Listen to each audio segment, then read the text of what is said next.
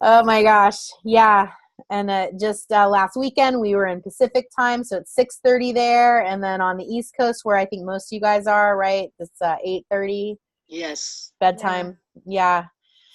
Oh my gosh. Well, we're just kind of debriefing from the conference that Dabika and Chris and Casey and actually Anne and I all went to the AMS conference in Denver.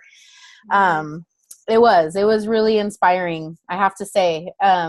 It felt really heavy to me at times. I really intentionally chose like a equity track. Like I went to as many anti-bias, anti-racist inclusion workshops, special needs that I could go to. And I just like, I don't know if I'll ever feel like I'm doing enough. Do you know what I'm saying? Like what I struggled with is like there were so many conferences that I wanted to go to that were at the same time. Yeah, the workshop. Oh my gosh, how do I choose? There's so many. I know. Yeah, but you can collect the recordings, the tape. Yeah. Right. Yeah. I heard them listen to it. That helps a lot. And you know what? They said that because the march coincided with one of the workshops, the AMS was going to make the recordings free and available to everybody. And I am going to do this, and I would encourage everybody to do the same. I'm going to reach out to AMS and I'm going to suggest to them that making the recordings available to everybody would be a big step towards equity. Because going to a conference is a really, really profound privilege. I mean, that we just to go there and be there takes a lot of resources and access that many teachers can't keep. Yeah, that can make it. Yeah. So why can't AMS make the recordings free? Like it's not the same as going. They used to, Yeah, Masiri, they used to do that. At least you could pick up one that according to your choice. Yeah, that was free. But now they stopped because of the the cost and everything is going so high. Yeah. But you can still buy them. If you want to buy it, you can buy it. Well, I think they should give it away. So you have to be an AMS member in order to get the tapes? I'm not sure, but I am an AMS member, and so I will get them, and I will violate their copyright and gladly distribute to you guys. So don't tell anyone. I mean, and you know what else? I'm gonna actually send. I got so they have like the conference schedule app. And you can click. Did you guys get the app? Did you download the app? Because something that I thought was really great is that they connect you. They have the apps and you can download it. Yes. So you can download the handout. So a lot of the, like, I would click on the workshop that I was maybe interested in, and then look at their handouts, and I could kind of tell from the handouts what they were going to talk about. Yeah. And then I would decide if I wanted to go. But there was a good handout that I'll push towards to you guys that would be great for like your assistants. Just like, it was very simple. It had like, instead of saying like, oh, good job, I'm so proud of you, try saying, whatever you would say instead. I watched how hard you worked, or, I love to watch you work. And I thought that could be really good for assistants. So, but here we are, whatever week it is, we have a couple more weeks and then we have a break, right? One more week, then we have break. One more week. All right, and then we have a break. Okay, right in time for everybody's. We're running the week 7th now. Yes. So we have week 8, and then break. Okay, all right. And you can make it up in the break time. My spring break is actually this week. Right. And I forgot to let you know, so I won't have an observation. I mean, I could do 2 next week. Yeah. I think mine is 2. Yeah, and I think that's this week too. Yeah. So I talked to Leslie already, and I think that's a really good. So just put a little note in your in the PLT that, hey, this is my spring break, and then do it next week, which is our break week, and then we'll all be and then you don't have to. Oh yeah, I'll just do it. Yeah, I'll just do an extra one during the week that we have off, I guess. Then Then I'll have an assessment and everything too. It won't have to just be the observation. Okay. And I would say that when we have a break week, that's a week that I would not expect you to be doing things. Do you think I'm right in that, Dabika? Like when we have a break. Can you repeat that one more time? I would think that during a break week, the expectation would be that that there isn't a weekly meeting with your teacher and that there wouldn't be an observation required. Yeah. So I don't think that you have to do anything extra. I think if you just, instead of taking the week off, do your make it up. Just make up during that week. Okay. Yeah. So I was going to ask, have you come up with a solution regarding what I should do with my my infant who? Yeah. Well, do you have another infant that is around the same age as the one that dropped? Yeah, I have one that's a couple weeks older. Perfect. Should I just start over or just pick up? I'd pick up. Yeah, Okay. just pick up. And I will like I switched over infants. Yeah. Yeah, put a little note. Okay. Yeah. And I'll make a note as well. I'm meeting with Terry later this week. So Okay. so yeah, I don't think that should be a problem. I mean, Okay, perfect. Stuff happens. People move, you know, we have to be able to be flexible. That's life. That's part of the life. Oh, you guys. Well, Kathy had her field supervisor visit and Cheryl came, and I love Cheryl. She's great. Did you like her? Yeah, she was really nice. It was a virtual one, but she got to see everything, and we talked, and she met the director. So she's coming back either the end of April or beginning of May. So okay. Yeah, but it was really interesting. Everybody enjoyed it, especially the children. They kept saying, why isn't she talking on the computer? They were like so into her, but it was nice. It went very well. That's great. You know, the circumstances, but really, really well. So. How are you doing? Well, so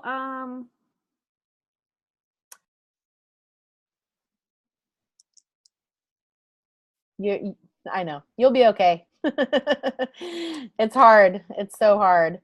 I bet going into work and kind of keeping things going is something to kind of take your mind off it. Yeah, they helped a lot. Yeah. So I don't know. Does everybody know? I lost my brother suddenly. He was 59. I'm sorry. I didn't know. I'm sorry. No. Arrange his No, funeral. I didn't know that. Yeah, that's why I was wondering what you're talking about. Yeah, that's why I missed so many Zooms. Because I look forward to my Zooms, so. Yeah, and it was really sudden. So it happened like May 3rd, and he was in the hospital for 8 days, and then he passed. So. Yeah, I'm so sorry. Me too. Yeah, I can't. I just can't imagine. Yeah. And then Cheryl called and said she was coming, so I was like, really? So. That's not the right time. Yes, but you could talk to her about it. No, it worked out fine. Everything worked out fine. So. Okay. Yeah, no, and I'm back now. So sorry. No. We've all been through a lot, and I tell you, Montessorians are the best. Casey and you know, we've been through a lot. Yeah, it's been quite the past few months, huh? Yes. But we just keep on pushing. I think it's because of the kids. You know, we do it for the kids. We don't do it for us. So. No, it's so true. They really do help. Like you can't help but they live keep in you the going. moment. Actually, if you are with the children, they will keep you going. Yeah. No matter what happens in life. Yeah, and they sending you big hugs, Kathy. Thanks. Yeah. I know. Well, I'm glad that you're here tonight and that I get to see your beautiful face and that we can talk about art, right? Art and culture and science. Right. For the babies and the Yes. toddlers, the little people in our lives. So do you think that having Cheryl come out or like talk to your director and like kind of reinforce those Montessori principles that are evolving in your school, do you think that was the director receptive to her feedback? Well, we really didn't get to go into that really. We had a one-on-one, and she observed everything that I was talking about that they're missing out on. So it's not me. that's feeling like, so I was so happy to see that she picked up on everything. So Yeah. I'm just practicing keeping my mouth shut. But they're really coming along. I have to tell you, they're really doing well. They're coming along. They're trying a lot of different things. So that's great. Well, thank you for getting them going on that. Yeah. I think they were more excited that she was there than I was. So. Well, I think that we all, I don't know. I have to say that I think most people who call their program Montessori don't do it because they're trying to make more money or, I think that they do it because they really want to be Montessori. They love it and that access is a real issue, like getting access to training. Like I'm so grateful that CGMS has a distance learning training where people can do the MACD accredited training because it's really hard, when you live in an area that doesn't have a training center. I mean, the manuals aren't enough. You can't learn. It is not. What you need to know just from the manuals. That's, it's just not enough. So. And they're starting to ask me if they can join in on some of when I turn on my videos, they want to see it. So they're really great. They're doing really good. So that's awesome. I'm glad to hear that. Well, yeah. Me too. Hi, Eugenia. Hi. How are you? Fine. We're on vacation here this week. The whole week, yeah. I know. We're on spring break, but we do like a little it's like interim care. Does anybody do that? Like just camp. So I have to be around for it. I never did it before. I merged with my business partner and now I'm stuck. Got dragging around the ball and chain. Oh God.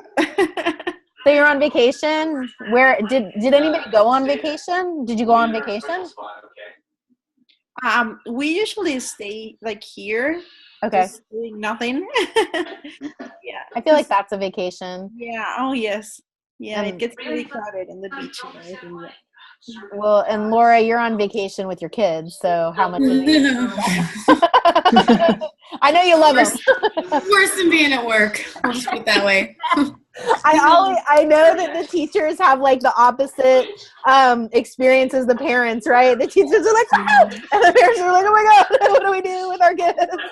Well, it's just me and both my kids are so incredibly routined, and whenever there's like more than a few days off of school, it just gets ugly sometimes. I'm like, oh my gosh, I can't like pick up the couch cushions one more time or I'm gonna like hit you with them. I don't even know what to do. Just build another fort, yeah. But it's okay. My 2-year-old asks me every morning, are we going to school now? And then I said, no, not today. After breakfast, we go to school now? And I'm like, actually, no. Poor buddy. But he's okay. So I was going to let you know that since my field consultant visit didn't go great, right. I'm going to do a virtual one with, I'm blanking on her name. Elaine? Elaine. Yes, Elaine. Yeah. On Thursday. Great. So hopefully that will go well. I had a nice long, like hour-long chat with her through Zoom to talk about stuff, and she pretty much told me the same things as you and Dabika told me. She sounded very primary oriented, and so it wasn't wrong. It just wasn't toddler, and so hopefully I'll get some better information from Elaine on Thursday. It'll be interesting to have a floating head in my classroom. And maybe I will be visiting you. I heard that would be exciting. Yeah. So me and two elementary teachers. You have 2 elementary? I think 2 elementary teachers as well. Yeah, so that's what Kitty was telling me. You'll have to really switch gears. Yeah, I know. Stay for a couple days, hang out in Ithaca. I'll tell you some good places to eat. That sounds awesome. I don't know how many days I will be able to stay. It depends on what Kitty's plan is. North Dakota, when I went to North Dakota, I had 4 of them, 2 infant toddlers, 1 primary and 1 elementary. And I was there for 3 days. That's fast. So, yes, of course. She's in my English class. It's a lot of work. It is a lot of work. Yeah. But it's okay. I enjoyed it, and I still have contact with them, and Nice. I help them, whatever they need. So we do a lot of chat and WhatsApp. So Well, I think that I hear from my past adult learners, I see people at conferences. I'm sure it's the same with Dabika as it is for me, but like this, you might be sick of me by the end of our time together, but if you're not, I'll always be here for you. So, yeah, me too. And I'm always there. I hear Portland is a beautiful, awesome, fun place to visit. I'd love to. It is. You guys are welcome anytime. I know. I'm going to need an infant teacher in the fall, actually. So Portland is my goal. I want to be in Portland so bad. You should go, Casey. yeah, I'll have a job. It's not an option for me. I can't leave my family. And I don't want to take her away from her dad, Yeah. No. Wait, can I do like a virtual? I know. We'll put you on a robot. Good try, Casey. Good try. Wendy, did you hear from your field consultant? I sent an email to Terry, but I didn't hear back. Have you heard from? No. Okay. Supposed to be my consultant, but I haven't heard anything from her. Okay. I haven't heard from mine either. You still haven't heard from yours? Okay. No. Well, Nothing. I know Terry's been traveling, and then with the conference, she didn't go to the conference, but it took a lot of people away to the conference, and so she stayed behind to kind of do all the work. Yes. So I'll put that back on the top of her queue that Chris and Wendy still need to hear from their field consultants. How about Casey? Did she get one? She had her visit. Yeah. Right? Didn't we hear about her visit? I thought we did. I think she told me about it. Maybe when I visited her at the conference. Did you see her at the conference? Yeah, I did. Good. I know it was fun. Anne and Chris and I found each other. I'll send you our picture. We took a picture. I found Dabika a lot of times too. Did you see Dabika again? I didn't see Dabika. We took a picture. Did you take a picture? Yeah, we took a picture. Yeah, with Chris. Can you send it to me? Yes, I will. It's on my phone. Yeah. Oh, you guys, I have a story. About conference. Okay. So I'm sorry, did I just interrupt anything? That's okay. Go ahead. No, go ahead. Okay, you guys, I have to take my glasses out for this. Okay, so do you remember the cardboard cutout of Maria downstairs? Yeah. Oh, yes. Okay, so let me just tell you this. We went out, I guess it would have been Saturday night, because we flew out Sunday, and we were at this local divey bar. There was a jazz musician, or no, reggae playing. Yes. And so the band left, and all of a sudden, we're sitting at the table, eating our food. We turn around, and Maria is sitting on stage. The car. What is happening? And there were these 3 people. There were 2 dudes and one lady. That's so funny. We're not even affiliated with the Montessori conference. They went in to the Sheraton, stole her, and we're bebopping her around town. My infant guide almost got in a fist fight over it. She was like, "You don't touch Maria." I know. I even took a picture. I took a picture of the stand that said, here, I'll see if I can find it on my phone. It was so funny. It says, can you see it? Yes, please do not touch or move Maria. Yes. And these 3 people that took her were all teachers. They were educators. And then Yeah, I took the picture like that too. I sat down with them. Did you take the picture? Yeah. I sat with their booth, and I was trying to I was like, okay, so on one hand, I see the humor in it. Okay, it's hilarious. And they're like, well, what do you even know about Maria? And I was like, a surprising amount, you guys. This is this is what we're all from the country, around the country for, is to celebrate and to learn. And they're like, well, we can tell you, we're not going to give her back to you, but she will be returned safely by morning. So we got back to the hotel at late that night, because we were leaving. And she was returned safely, but she had a note around her neck, and it was written in Italian. We have no idea what it said, but they brought her back. But That's oh man, so funny. like there is nothing like a bunch of Montessorians scorned. I've never seen anything like that in my life. That's so funny. Anyway, Oh, there's Chris and Davika. That's so cute. Oh yeah. So when is the next conference? It's next. It's in DC. So it's closer to you guys, right? Yes. So yeah, it'll be further for me, but I'm gonna go. It'll be way further from me. Yeah. Like on the other side of the United States, but it'll be fun. The same thing happened to us when we went over there. Yep. Oh, to California last year. Yeah, it was. That was San Diego. Very convenient. Last year was San Diego. I didn't go last year. But it was fun though. It is. It's fun. Well, so we have a quorum here. I do have some things to share with you related to art and culture, but I can start there, or if there's something kind of burning that somebody needs to. I know it's spring break, so you might not have something like right on your mind. But That's a dangerous question. Better just go with what we're supposed to talk about.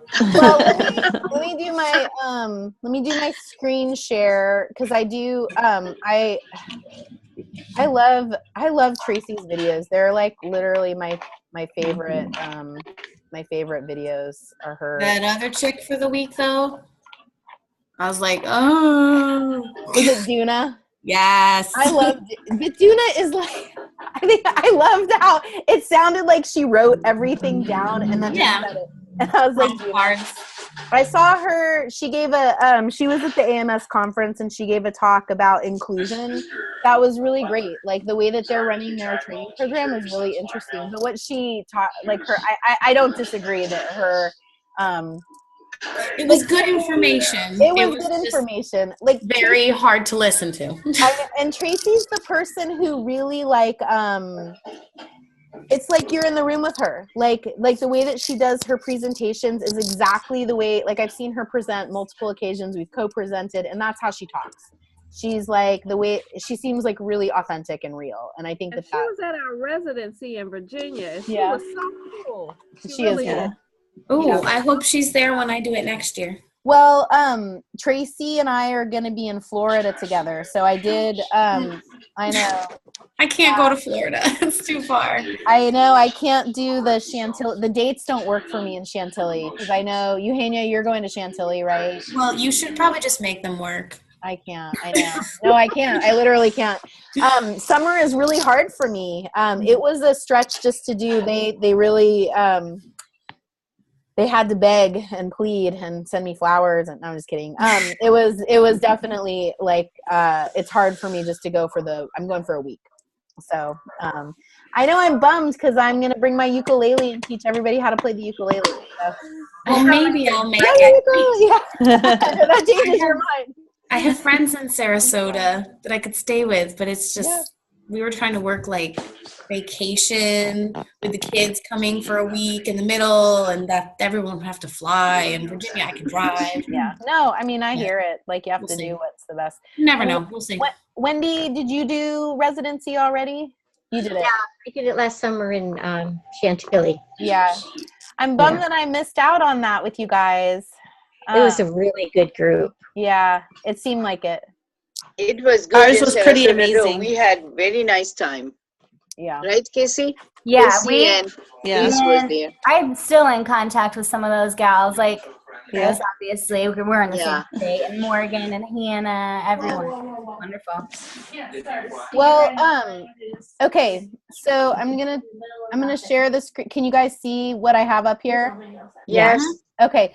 So everything that Tracy talked to you about in terms of art was, I think, very consistent with the way I love all the individual things that she does. And it's very aligned with like Montessori. And then, so what I'm going to give you is something a little bit different because I have a little bit of influence from the schools, the Reggio Emilia. And I can't go into like great detail about it, but it's more processed. It's just a little different. And so we did a lot of documentation. So I put this like chalkboard together. And primarily want to share it with you just for the images so that you can kind of get an idea of some other ways to present art in nature to the children. And so, you know, literally like going outside and like finding leaves, natural objects and bringing them in for the children, and then like mixing colors so that they can match the colors to the natural objects that we found. So you're not opposed to mixing some Reggio things? I have a teacher that is trained in that, and her and I actually sat and talked one night at conference about how it would be amazing to mix some of that stuff in with the Montessori curriculum. I can show you, yeah. I'd have another friend that I took a class from through our nurturing center here, and so I have used some of his ideas. I think it would be amazing. I want to go to Portland to the school there. So the reason that I know about Reggio Emilia at all is because the director for the Center of Children's Learning at the Opal School, which is one of the bigger Reggio Emilia schools, it's a charter school. Her daughter came to my school, and so I learned a lot about the philosophy, and I think that there's a lot of opportunity for integration, like in terms of Reggio. So like it's, you know, the toddlers really, I've heard a lot of talking from everybody about how social the children are and how they want to be together and they want to work together. And so the art really seems to be a great like vehicle for that social connection where the children have their independent work, but they're also working together. So I'm going to show you the images, but then I'll email you the PDF so that you can read like our reflections and like the documentation that we did. But like, you know, here's this guy. Gosh, he's probably, I don't know, 7 or 8 months, just kind of exploring, you know, the texture of the paint and the paper. And then I talk a lot in this documentation board specifically about how integrated Reggio can be with Montessori and how it's consistent with value, the Montessori.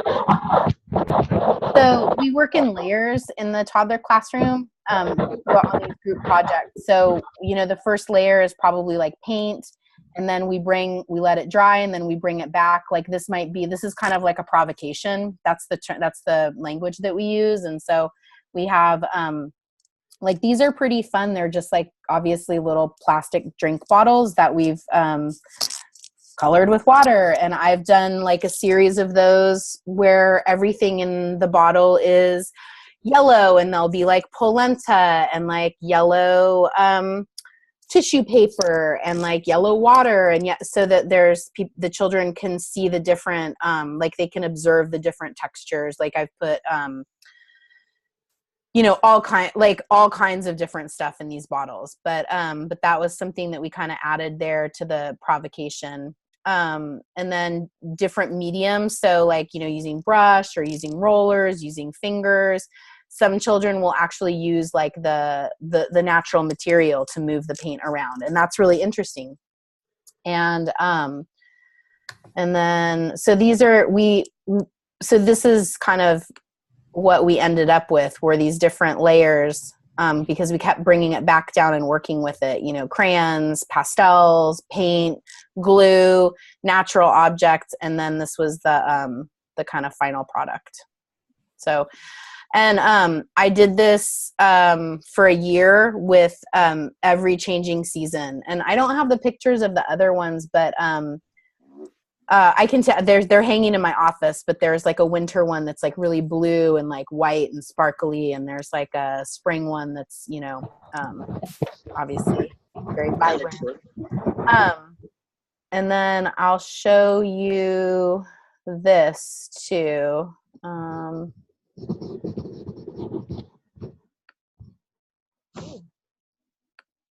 Okay.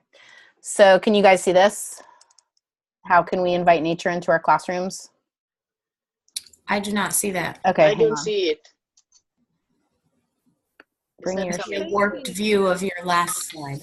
Okay. All right. Hang on. Sorry. You know what I'm going to do? I'm going to stop the share, And then I'm going to start it again. Okay. Okay. So this is just a different presentation that has some of the relevant stuff. So this is like a $1 picture frame from IKEA. And so we put all kinds of things inside of it. Like we press flowers and put things, you know, and I had actually many of them throughout the classroom, and the children can pick them up and carry them around. And then, oops.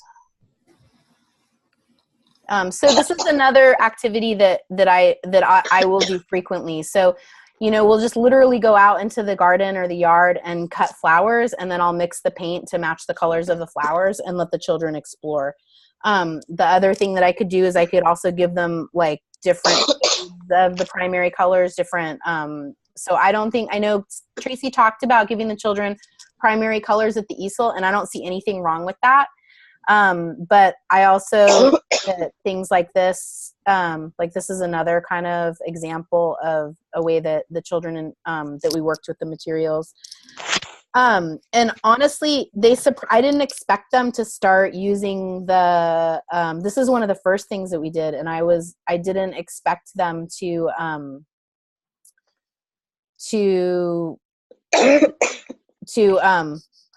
use the flowers or to use the things to actually like apply the paint to the paper. And that was, and that's the easel. The easel, I have the easel set up. It's every day with different paint. And so Mercedes, you know, you're okay with using more than one color at a time? mm-hmm. Because, you know, our school for the toddlers, they set out one color and that's it. That doesn't seem very fun to me though. No, so like they match it with what's going on, like St. Patty's Day is green, or now spring is coming in, they'll do blue, or, you know.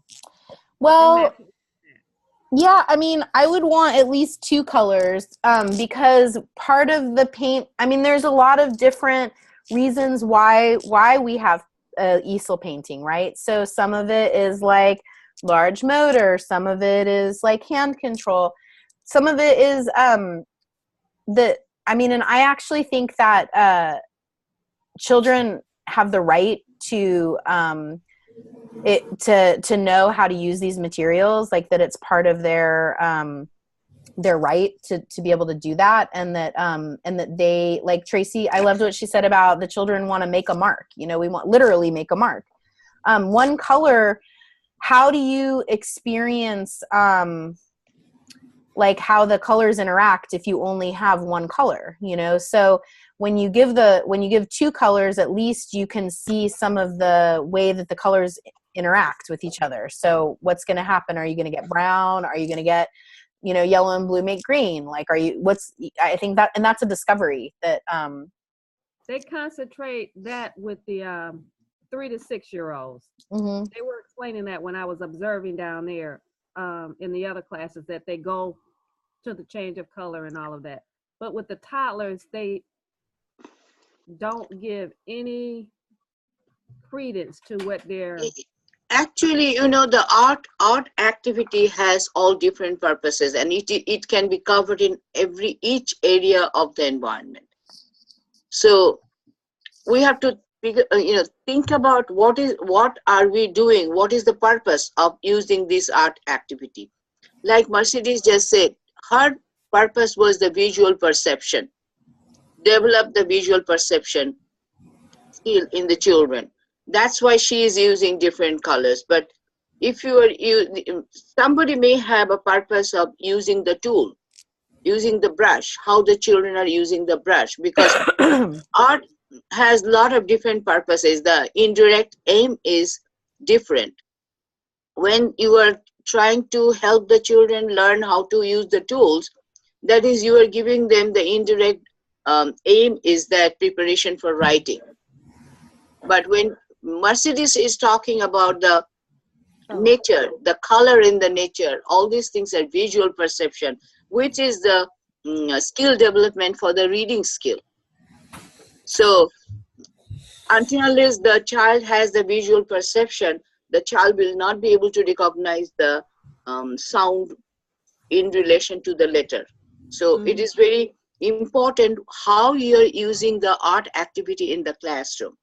So the school that you have visited, maybe that is the purpose of that particular time of the year, that they are using it.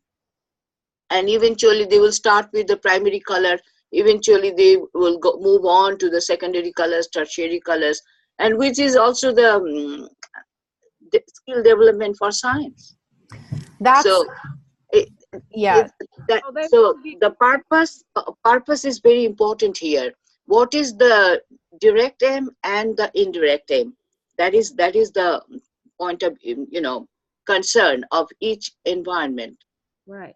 So that's why maybe it's different. I won't be stepping on toes to Beak and Mercedes if I try to get them to introduce more than one color, somewhat like the pink tower. We don't incorporate the pink tower in infant toddler. But they do different colors in the 3 to 6 year old environment. So I won't be stepping on toes if we do the same in our infant toddler environment. No, I don't. It also varies from the children to children. It depends on which children you are using the pink tower, because there are toddlers classroom where we do use the pink tower.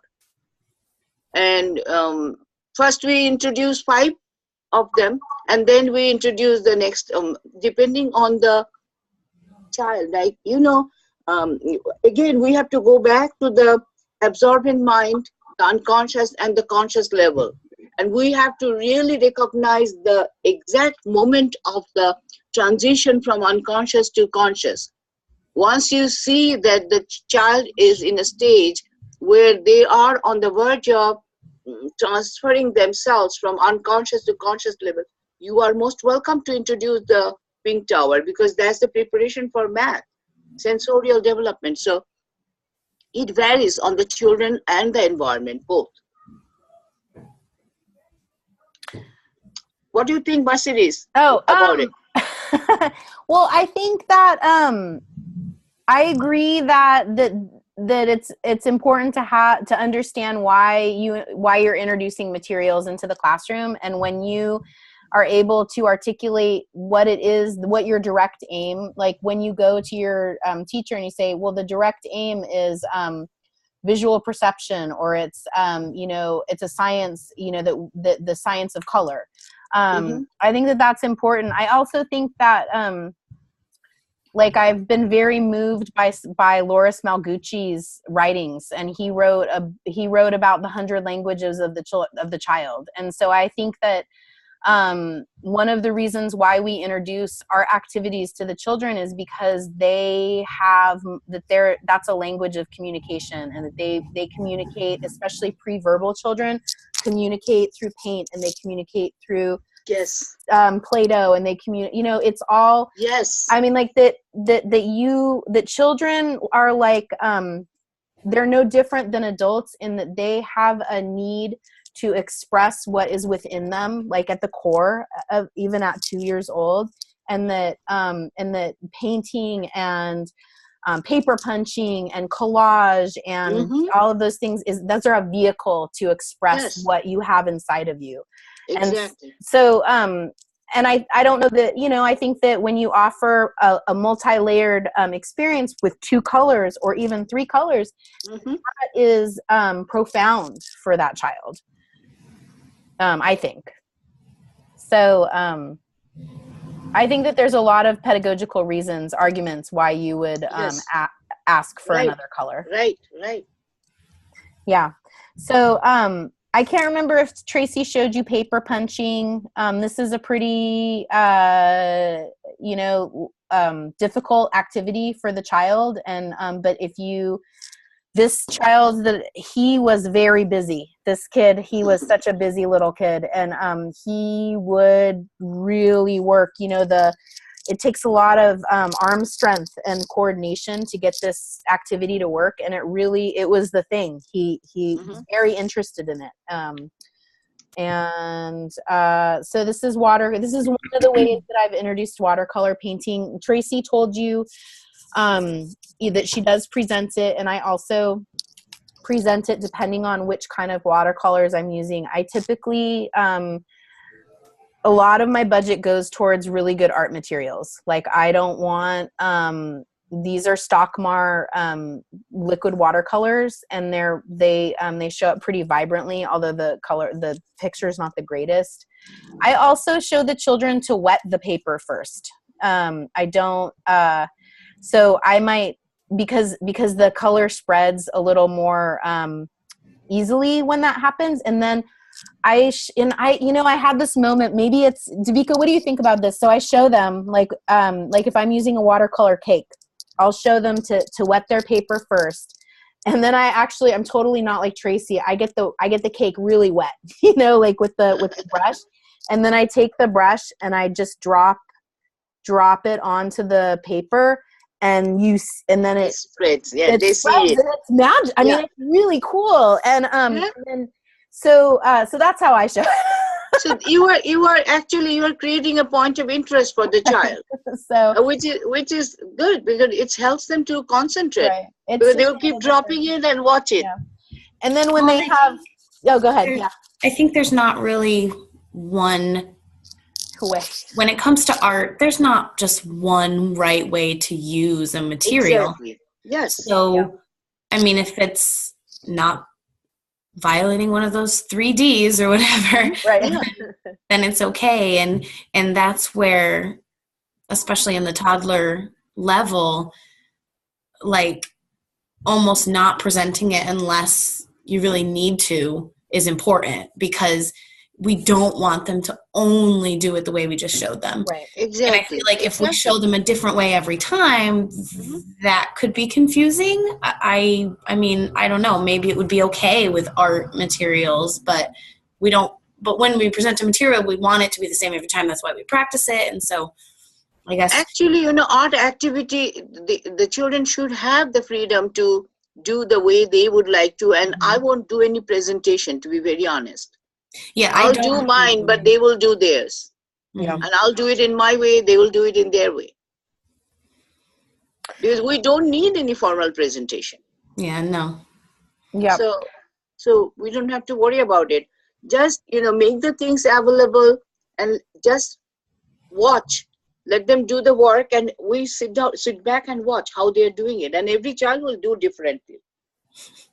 I did have a child taste the watercolor on his paintbrush, and he made this awful face, yet he tasted it over and over again. And I was like, that doesn't taste very good, does it? And well, when we were young, when I was young, we used to use the natural vegetables and fruits for coloring. Mm-hmm. And we had the freedom to eat it and do it. So we will grate them, like carrot, squeeze them, and we'll use it for painting. So those kind of things we use, like marigold leaf, the marigold flower, the leaves, we'll squeeze them, and the green color we'll use it.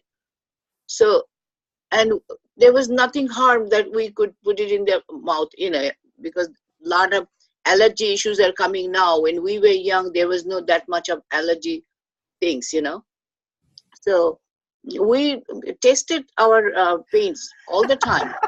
And it was like when we used tomatoes, it was so funny that most of the tomatoes we were eating instead of using for painting.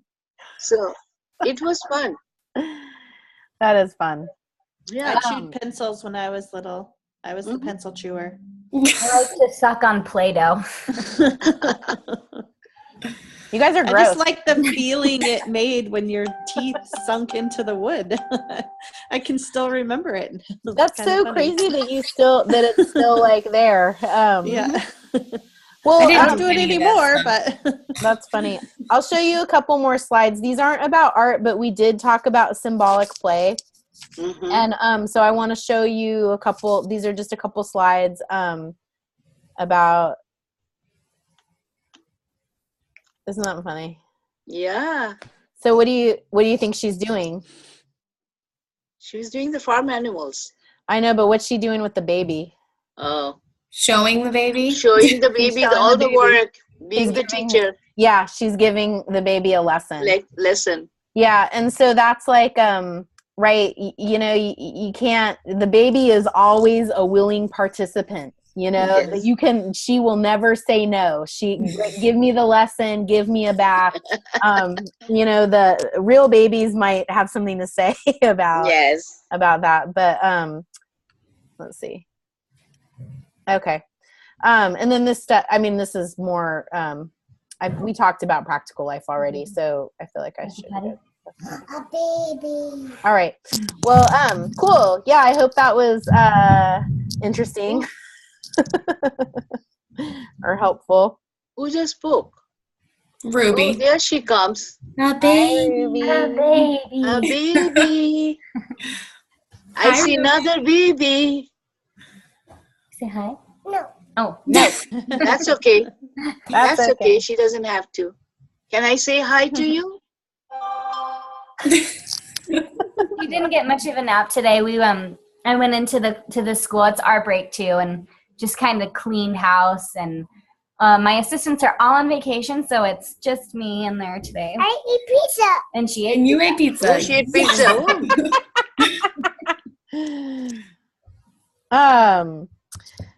Awesome. Well, so what do you guys think? Anything come up for you when you were working through the videos, or anything that you want clarity about, or something that we have talked about already or haven't talked about? We have a couple minutes. Or any question? Yeah, any questions? I haven't done a whole lot of art in our classroom. My assistant's afraid of messes. Oh no. So I have to keep kind of pushing her to let them be a little freer, to, you know, move the chairs or just all kinds of things. She wants to keep everything just so, and so she's having to learn a lot of stuff. But I really want to introduce more art. Art is one of my passions, and Yes. I want to be able to share that with the kids, because it's so rich. You know, there's just so much that they can do and learn. Mm-hmm. So it's kind of a goal for me, is to more. But yeah, in fact, as I was sitting here, I was making notes. I think I want to do like Mercedes with a big collage, and just, you know, keep bringing it down. So I was writing things that we could put on it for a spring one. Yeah. So I think we're going to do that. And they love it. They love it. Yeah, I know they will. It's Feel more comfortable. Oh, sorry. My mommy. Maybe your assistant would be more comfortable if you have certain days where you have fewer children to introduce a messier thing. Then I know I'm kind of in the same boat. I'm way better than I used to be, but like art messes are really hard for me. Like paint, I just am like, do they need paint? I hate paint. Why do we have to have paint? We have paint. We have paint. Believe me, because I know we have to have it. I've gotten over it, but it is still really hard for me. It's very messy. It is messy, and they're just like, and then I'm like, okay, don't touch anything when you walk to the sink. Just go, like, don't touch me, don't touch your friends. Like, no, I don't do that. But that's in my brain. I'm just like, okay, we can get to the sink without like spreading it on everything, right? But yeah. But I find that if I have fewer children, when I maybe put out something new, baby steps. We do that. We have one child who's very, we just have to watch him every minute because he likes to push his friends. He thinks it's a game. And, but he only comes Monday, Wednesday, Friday. So Tuesday, Thursday is when I bring out things that are a little more involved. Yeah. We were planting some seeds the other day, and they were doing so good scooping the soil. And then all of a sudden they got the hard part and they flipped it up. It went everywhere. And she just couldn't relax until it was all cleaned up. Oh no, she is in the wrong line of work. I'm sorry, but you know, college might be more her speed, like adult. She's working on it. I don't know. Have you seen college dorm rooms? That's repulsive. I had some friends, and I was just like, you guys, you need to get this under control. This is like a dumpster. This is disgusting. I have a college dorm room upstairs. Oh my gosh. Yes, in my house. I have. I'm looking at my daughter over there. So she is over there looking at me. 2 areas. She's hiding. With boys. Well, because they don't need external order because they have internal order, right? Well, I think one of my boys actually thrives on. She said you don't need external order, you have internal order. I'll have to remind myself that when I'm yelling at her to clean up her room. She has a whole floor, though. She doesn't just have a room. She has like a living room and a closet and a bedroom. Like her closet is as big as her bedroom. So she has a whole floor of external order. Disarray. Disarray. Yeah. And Wendy, you have two guys down there. Yeah, I've got a 21-year-old and a 24-year-old. Basement dwellers right now. Basement I just don't go down there very much. I don't go up to her room very often either. I don't know. I just make my child clean up. Like I don't know. I mean, and I have to admit that I do a little bit of cleaning too, but he's pretty good. Well, she's 20, so. Oh yeah. She does. She's a really good kid. She goes to college and she holds down a full-time job. So that's a lot of work. She's busy. Yeah. Yeah. Well, so yeah, I think that's great, Wendy, that you want, like, maybe the group project seems more accessible. Something that I always do is I fill a basin with soapy water and I have it like literally right next to the table, and so that's the first station where they can stop and I can, let's clean up your hands and then go to the bathroom so that you're not like dripping paint or like, putting stuff all over. Or, I have a lot of washcloths that I just get a little soapy wet and then roll them up, and those are for hand washing. So just, maybe that'll appease her a little bit, is get prepared for. Well, I was watching a video about art. I guess I saw it on Pinterest or something. And they suggested with toddlers, like if you put paint on in a bowl or on a plastic lid or something, to tape it to the table so it doesn't move. As they're putting the brush or whatever in it. That's a good idea. And, if you're going to paint like a toilet paper roll or something like that, tape it down. Yeah. So that it doesn't roll away. And that's great advice. It's more accessible. So I thought that was a pretty good idea. Yeah. No, that's great. That's great advice.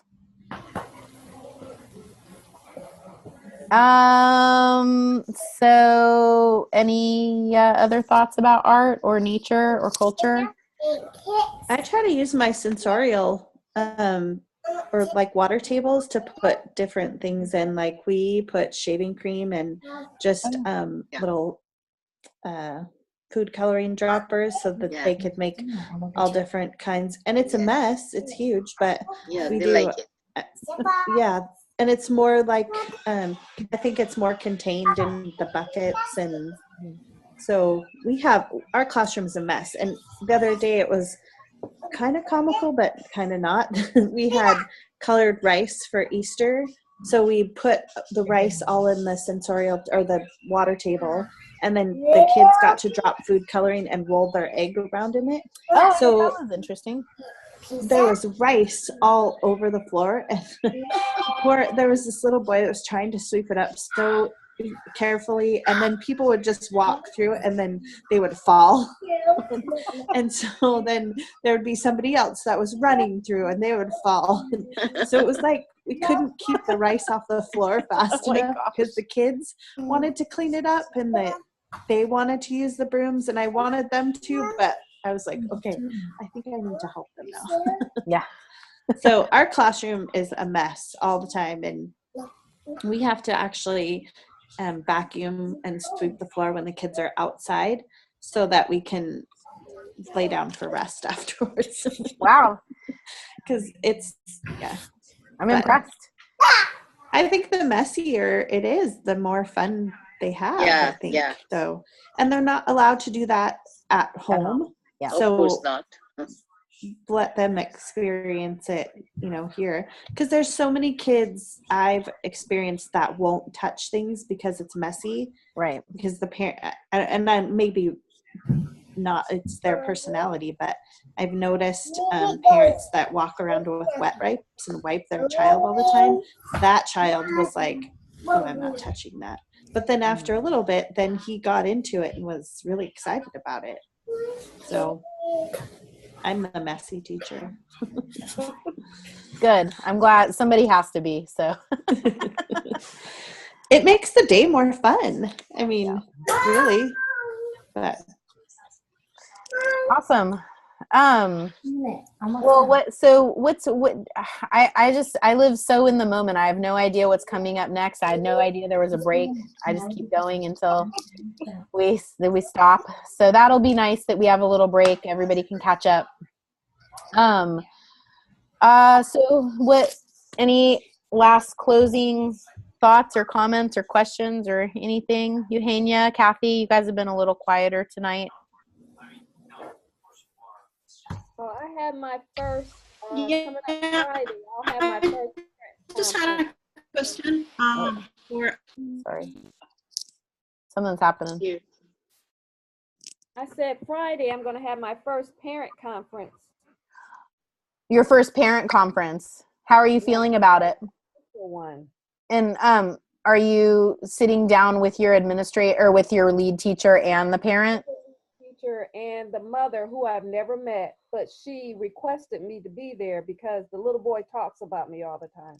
And he's one of our more rambunctious little boys. So it's going to be very interesting. That's great. I'm glad that you're going to be there. I think my strategy with parent-teacher conferences is to talk as little as possible. Yeah. Like I ask a lot of questions. Like I want to hear from the parents. So that's my strategy. Yeah, don't be nervous. I think you'll do great. Fingers crossed. Yeah. Eugenia, there was a delay in your feed. I heard you tried to say something, but I didn't catch it. Yeah, I just had a question watching your slides of art.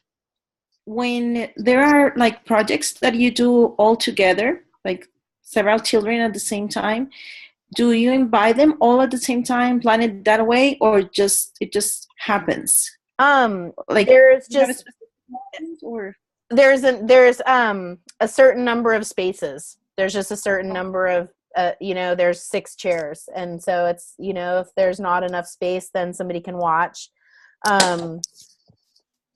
And people come and go.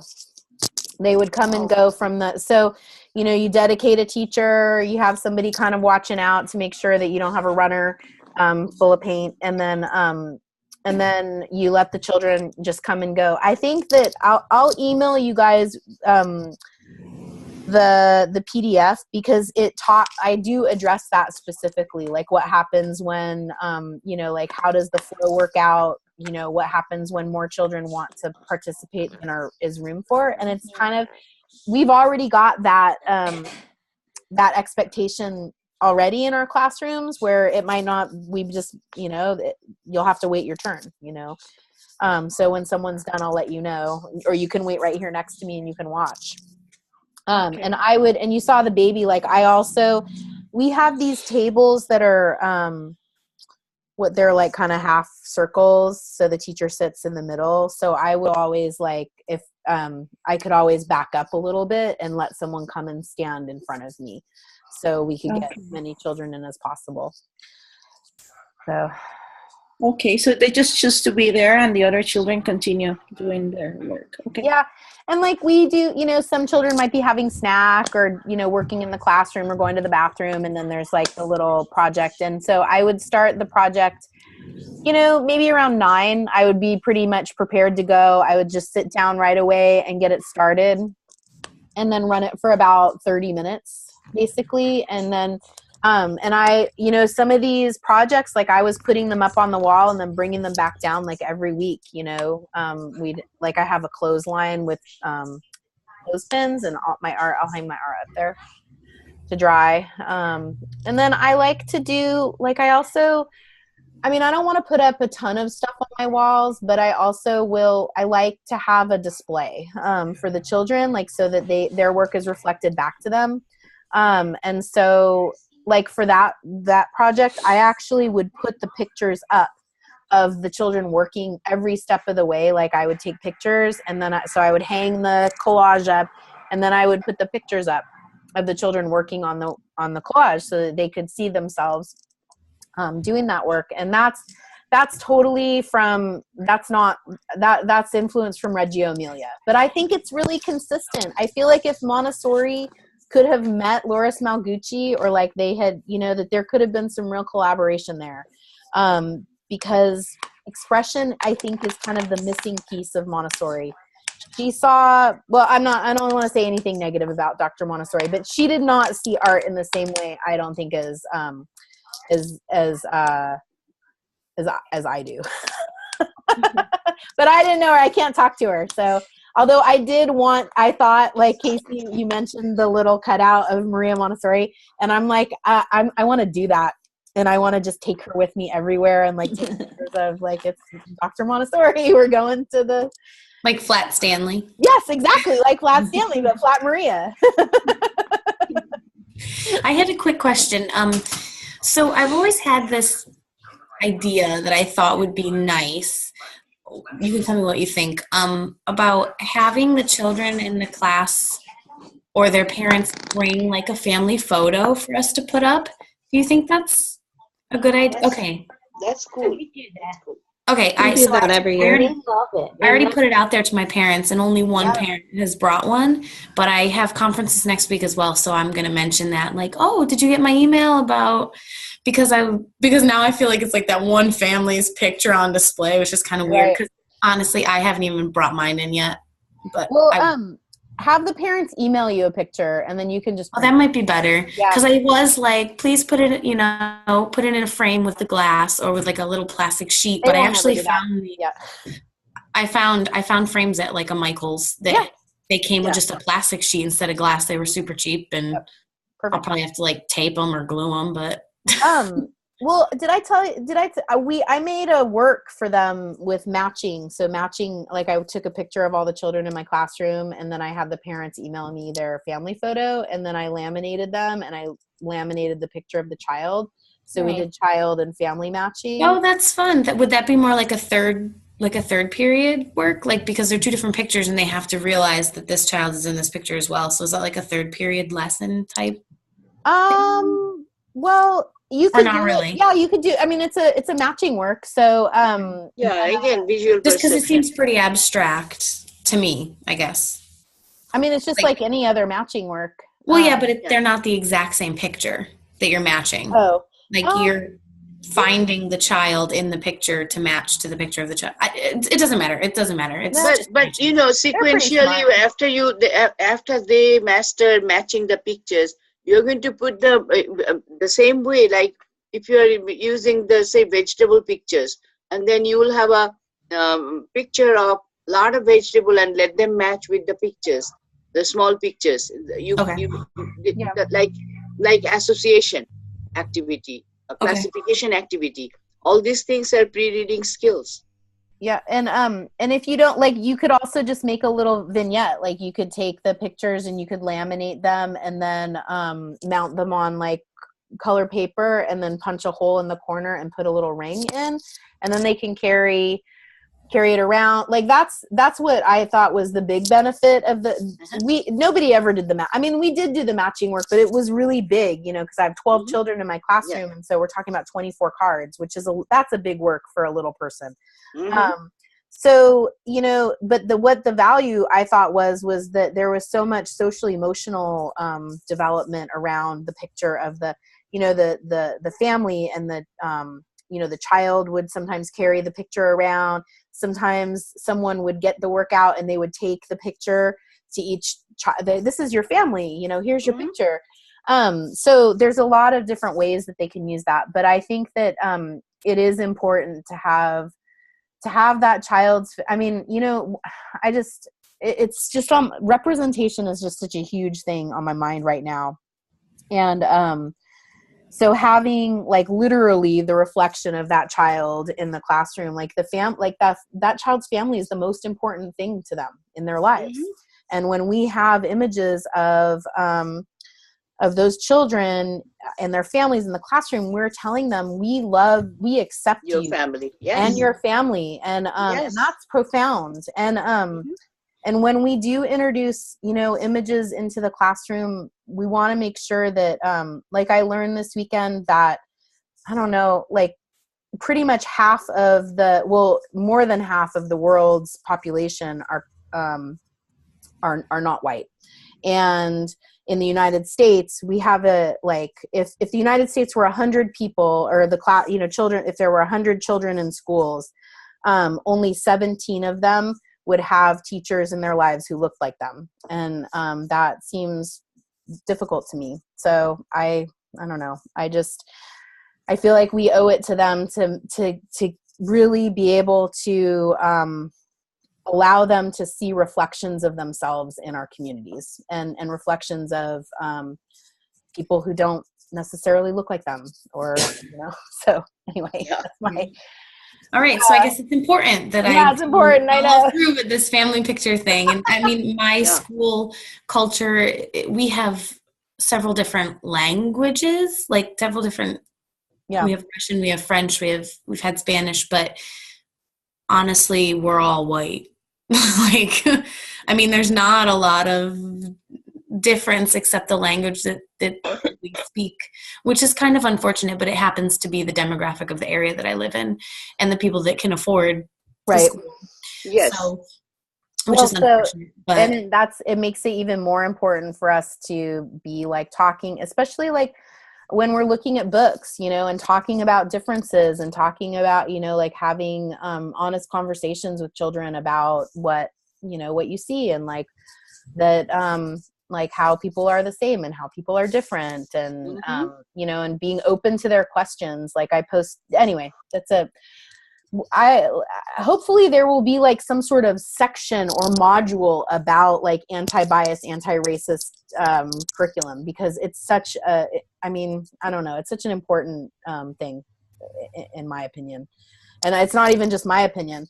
There's a really great these young women from the East Coast put together a Montessori for Social Justice Facebook page and website, and they're doing a conference this summer that I don't know if I can attend, but they publish different like book lists and articles about how we can make sure that we're especially when we work with homogenous populations, how can we integrate or like make sure that we are addressing biases and racism. So a topic that will be to be continued, right?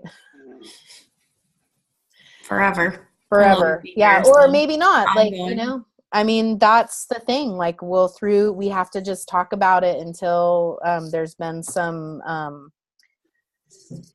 kind of, like I don't know. Anyway,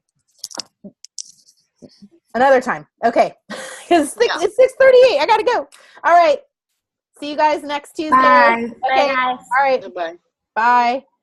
And I don't know when the Sunday chat will start. So okay. Unless we hear from Terry, I'll continue the Tuesday chat. Okay. And then we'll see what happens. All right. Sounds good. Okay. All right, Kathy. I'm so glad to see you this week. Yeah. I'm glad to be back. Okay. All right. See you soon. See you.